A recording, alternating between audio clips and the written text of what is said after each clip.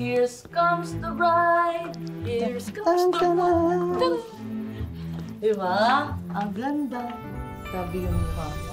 Oo nga, para po kayong anghel na bumaba sa lupa. Totoo ba? Ay, opo, ma. Napakaganda niyo talaga. Ay, asan na nga pala si Nympha? Ay, oo nga po pala, madam. Kailangan ko pala samahan si Nympha sa entrance. Sige po, see you na lang po. Thank you, Gina. Okay po. Salamat. Bye-bye. Ay, bakit para namang pumalungkot kayo at para naiiyak-iyak pa?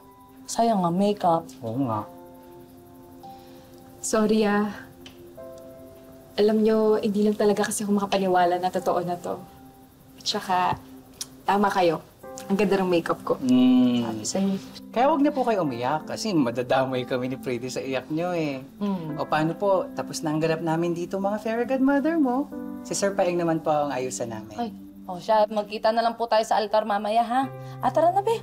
Salamat maraming salamat. Alam mo, Ma'am Joanne, lahat po kami dito, happy para sa inyo, Sir Paeng. At saka siguro po kung nandito yung mga kaibigan mo, feeling ko happy rin sila para sa'yo. Matagal ko nang iniisip na imbitahan yung mga kaibigan ko.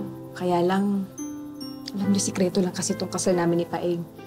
Kailangan namin mag-ingat para hindi matuntunan ni Mama yung venue. Iwas lang kami sa gulo. Huwag niyo nang pinag-iisip yung mga ganong bagay. Isipin niyo, ikakasal kayo, dapat kalmado lang yung utak niyo, masaya, di ba? Dapat good vibes lang. O paano, kay Sir Paeng na po kami ha? Smile na! Sige po! Thank you.